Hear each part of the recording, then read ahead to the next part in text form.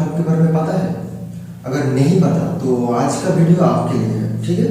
देखो भाव जब से हम लोग स्टार्ट किए थे ना, मतलब इतना बड़ा सा चार्ट नहीं, तब से कुछ ना कुछ नया चीज़ आने लगा है ना। तो कोई बात नहीं, हम भी सीखने लगा। आज भी एक नया चीज़ हाथ में लगा, वो क्या है? रेगुलर एंड इरेगुलर भाव। तो ध्यान से सुनना कि रेगुलर एंड इरेगुलर भाव चीज़ क्या है, ये सीखना क्यों जरूरी है। देखो मेन भाव का दो पार्ट हम लोग जान चुके हैं, एक तो ट्रांजिटिव, दूसरा इंट्रांजिटिव। वो तो फंक्शनल है, फंक्शनल मतलब काम की मुताबिक। लेकिन स्ट्रक्चरली क्या क्या है मेन भाव का?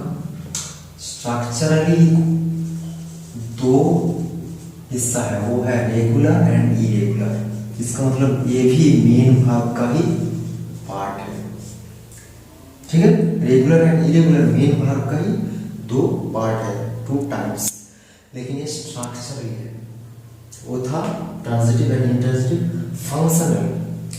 तो चलिए जान लेते कि रेगुलर एंड इरेगुलर भाव चीज है क्या, ठीक है, किसको बोला जाता है। देखो दोनों साइड लिख दिया, क्योंकि हम सीखते सीखते डिफरेंस भी जान लेते हैं कि एक से रेगुलर एंड इरेगुलर भाव के बीच में क्या डिफरेंस है, अंतर क्या है। देखो अब रेगुलर भाव नाम से ही पता चल जाएगा। रेगुलर मतलब ये पहले से रेगुलरिटी को मेंटेन करता है, एंड इरेगुलर पहले से रेगुलरिटी को मेंटेन जो नहीं करता, हम लोग जानते हैं। तो चलिए भाव ऐसा कौन सा है जो रेगुलरिटी को मेंटेन करता है। तो देखो पहले डेफिनेशन जान लेते हैं, क्योंकि डेफिनेशन में बहुत कुछ मीनिंग छुपा रहता है, मैंने बोला था ना पहले से। तो डेफिनेशन यही होगा कि द भाव whose conjugation follows typical pattern, ठीक है, टिपिकल पैटर्न को फॉलो करते हैं, इज कॉल्ड रेगुलर भाव। आरबी शॉर्टकट में लिख दिया, ठीक है। पहले रेगुलर भाव को ध्यान से समझो। रेगुलर भाव देखो पहले से हम लोग रेगुलर भाव को ही जानते थे, मतलब आज भी जानते हैं। बचपन से हम लोग इसको ही ज़्यादातर यूज किया है, देखा है।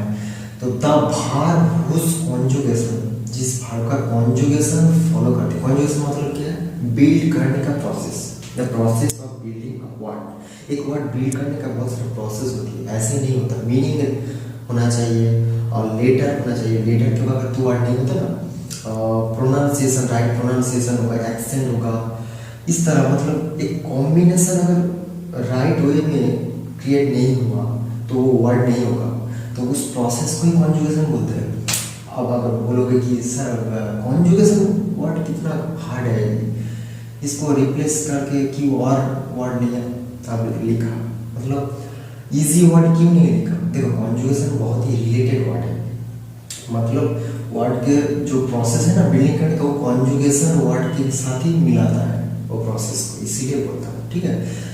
तो इसीलिए बोलो कि कॉन्जुगेशन जिसका मतलब जो भाव का कॉन्जुगेशन फॉलो करती है टिपिकल पैटर्न।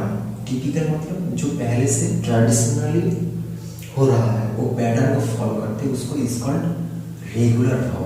हो गया। और कोई आपको पूछे कि रेगुलर भाव का डेफिनेशन क्या है, आप ये बोल सकते हो।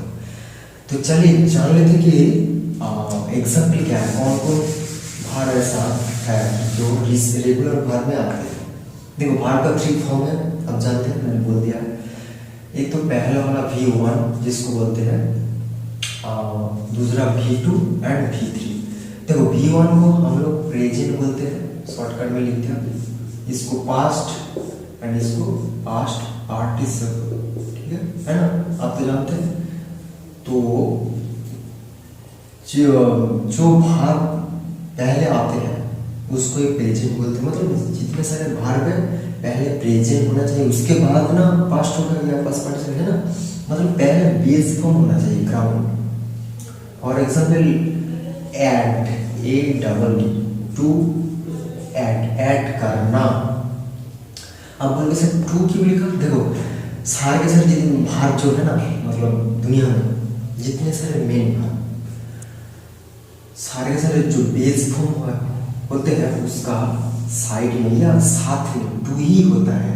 हम लोग टू को साइड में रख के बोलते हैं। जैसे अगर कोई भी नंबर ले लेते हैं मैथमेटिक्स में 10, 11, 12, उसके नीचे क्या होता है 1, आप जानते हैं। लेकिन हम लोग 10/1 बोलते हैं या 11, ऐसा तो नहीं, डायरेक्टली हम सिर्फ 10 बोलते हैं, क्योंकि हम लोग जान चुके हैं कि 10/1 मीन्स सिर्फ 10।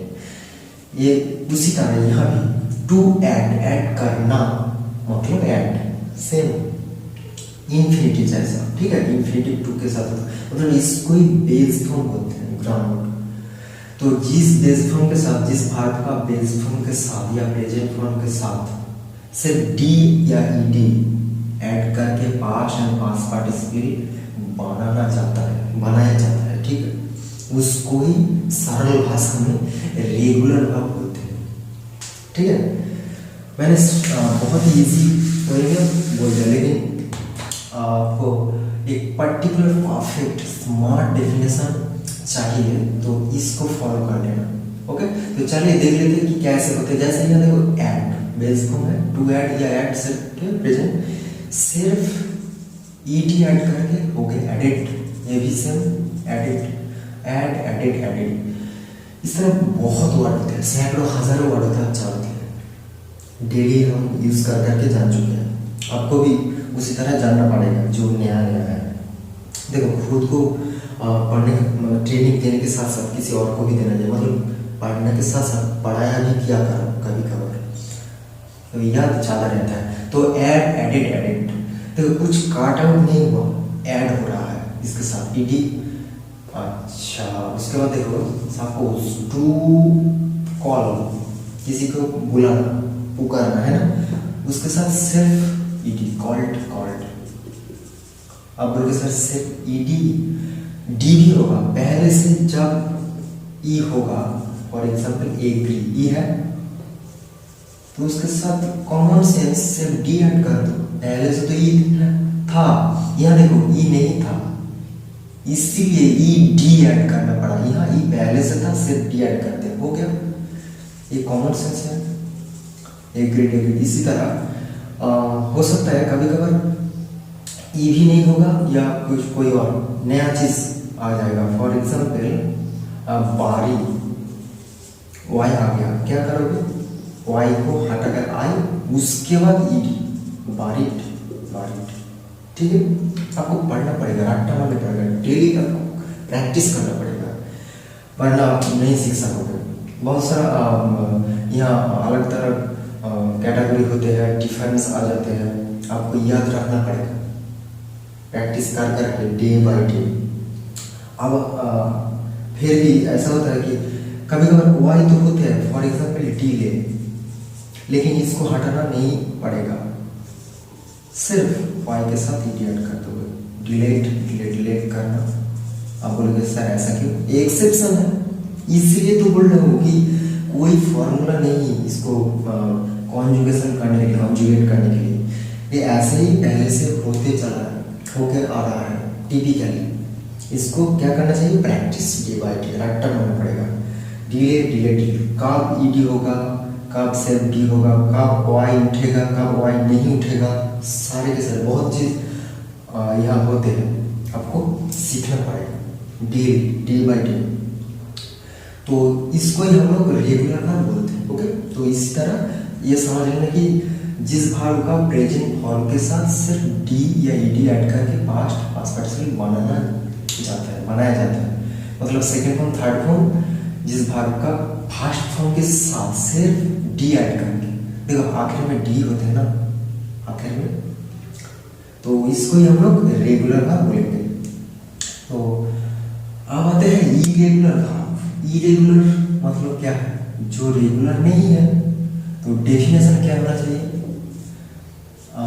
देखो एक परफेक्ट स्मार्ट डेफिनेशन बनेगा, द वर्ब हुज कॉन्जुगेशन, ये समझ लेना कि कॉन्जुगेशन है, फॉलो करती है क्या, डिफरेंट पैटर्न तो होना चाहिए, टिपिकल यहाँ है या डिफरेंट होगा, डिफरेंट पैटर्न को फॉलो करते हैं, इज कॉल्ड इरेगुलर वर्ब। आई भी शॉर्टकट में लिख दिया, समझ लेना, आई हो गया।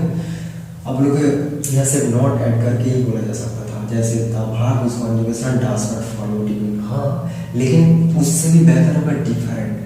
यहाँ टिपिकल पैटर्न फॉलो करते या नहीं करते, तो क्या करता, सवाल रह जाता क्या करता, तो डिफरेंट पैटर्न को फॉलो करते हैं। ये टिपिकल पैटर्न को फॉलो करती है, ये डिफरेंट पैटर्न को फॉलो करती है ना। तो एग्जाम्पल देख लेते हैं, इसका भी V1 V2 V3 लिख दिया, हो गया, मतलब प्रेजेंट पास्ट में। For example auxiliary verb, primary auxiliary को लेते हैं पहले से, मैंने बोला था ना प्राइमरी ऑक्सिलरी साइड से मेन वर्ब में भी कन्वर्ट होती है। तो पहले क्या था, बी है ना, टू बी होना। फॉर एग्जाम्पल इसी तरह बेस फॉर्म, इसका क्या होगा, क्या होना चाहिए, ईडी ऐड कर दो, बीट बीट नहीं, ये तो इरेगुलर है, बी वाज बीन।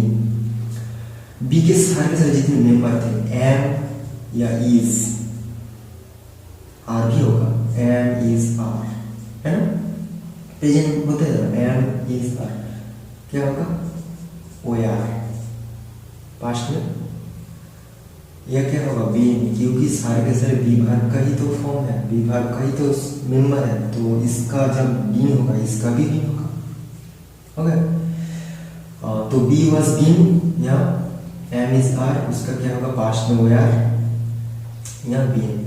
अब आते हैं डू, सॉरी हैव होते हैं ना, हैव या हैज, उसका क्या होगा, हैड होगा, या भी हैड होगा। डू या डाज, छोड़ो डू डाज तो इसके साथ जुड़ा है, तो मतलब वो ऑक्सिलरी है। डू डिड डन, मतलब मेन वर्ब में डाज का कोई काम नहीं, डू डिड डन, हो गया। Have has had had and is हाँ, हो गया। तो ये सारे के सारे ऑक्सिलरी है, टू टू, ठीक है। तो अब और कुछ नया जानते हैं। फॉर एग्जाम्पल टेल, बोलना, क्या होगा, टोल्ड, टोल्ड अब जानते हैं। ऐसा बहुत सारा भाग है जिसका पहला दो सेम होगा, आखिर में अलग होगा। और भी होगा, पहला जो था सेकंड एंड थर्ड उससे टोटली अलग होगा, मतलब ये दोनों एक होगा, ये अलग, कभी कभार ये दोनों एक होगा तो ये अलग। फॉर एग्जाम्पल कभी कभार तो तीनों सेम होगा, जैसे काम केम अलग हो गया, फिर से कम, देखो कम केम कम, गो वेंट गन, तीनों अलग, जैसे बी वॉज बीन अलग, मतलब इरेगुलर, इसका कोई रेगुलरिटी नहीं है, कोई पर्टिकुलर पैटर्न नहीं है। कभी कभार ये भी हो सकता है, ये भी हो सकता है, अप डाउन चेंजेबल, हमेशा आपको रट्टा मारना पड़ेगा। ऐसा भी होगा, सारे के सारे verb same, cut cut cut, put put put, है ना, आप जानते हैं। तो इस तरह बहुत सारा रेगुलर वर्ब होते हैं, लेकिन हाँ ये इरेगुलर वर्ब होते हैं, लेकिन रेगुलर से कम होते हैं। For example maximum 200, around 200 irregular verb होते हैं, जिसका डिफरेंट पैटर्न होते हैं, आपको याद रखना पड़ेगा। आपको ग्रामर का जो आगे बढ़कर सीखने के लिए इरेगुलर वर्ब काम आएगा। 200 ज़्यादातर होते हैं, अगर नहीं है आपके पास मैं लिस्ट दे दूंगा, कोई बात नहीं, लेकिन 200 आप कर सकते हैं, मुझे पता है, लेकिन ये तो बहुत सारा है। लेकिन 90% ईडी के साथ, डी के साथ ही हो जाते हैं, सारे के साथ इतने सारे भाग होते हैं, रेगुलर इरेगुलर मिक्स करके मेन वर्ब, लेकिन इरेगुलर ज़्यादातर 200।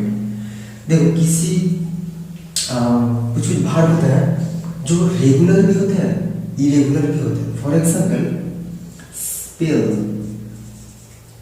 देखो स्पेल्ड होते हैं, लेकिन यहाँ भी देखो स्पेल ईडी ऐड करके स्पेल्ड। लर्न होगा, सीखना, लर्न टी ऐड करके, लर्न ईडी ऐड करके भी होते हैं, लर्न, मतलब कुछ कुछ भाग होते हैं जिसका रेगुलर में भी दिखाई देता है, इरेगुलर में भी दिखाई देता है, मतलब दोनों का ही पार्ट है। लेकिन रेगुलर बहुत सारे होते हैं, आपको प्रैक्टिस करना पड़ेगा, एंड इरेगुलर आप सिर्फ रीडिंग मार के याद कर सकते हो रट्टा मार के। ज़्यादातर 200 मैंने बोल दिया, मैं लिस्ट दे दूंगा अगर आप चाहें तो इसी तरह आपको याद रखना पड़ेगा कि इरेगुलर वर्ब ज़्यादा कठिन होते हैं। क्यों? रेगुलर आप तुक्का मार सकते हो कि ईडी ऐड करके छोड़ दो हो जाएगा, शायद प्रोबेबिलिटी को बेस करके आप बोल सकते हो। लेकिन इरेगुलर कभी कभार ऐसा होता है, कभी कभार मतलब आप हमेशा चेंज होते रहते हैं, हमेशा कुछ ना कुछ। कभी कभार सेम होते हैं, कभी कभार पहले फिर वापस आते हैं, कभी कभार तीनों डिफरेंट होते हैं, तीनों से मतलब कुछ भी कभी भी हो सकता है इरेगुलर, क्योंकि इसका कोई पर्टिकुलर फिक्स्ड फॉर्म पैटर्न नहीं है। ओके, तो आपको डेली यूज़ करना पड़ेगा, इसीलिए मैं यहाँ कुछ दे दूंगा कौन कौन वर्ब ज़्यादा इंपॉर्टेंट है, पहले उसको ही आपको पढ़ना चाहिए। तो आज के लिए बस इतना ही। आपको रेगुलर वर्ब इरेगुलर वर्ब का शायद आई होप कॉन्सेप्ट क्लियर हो गया। तो नेक्स्ट एपिसोड में इरेगुलर का कोई लिस्ट दे दूंगा एंड वर्ब का हिस्सा खत्म कर दूंगा। मतलब एक तरफ जो फाइनाइट हिस्सा था 80% वर्ब का एपिसोड खत्म हो जाएगा। तो चलिए बस आज के लिए इतना ही।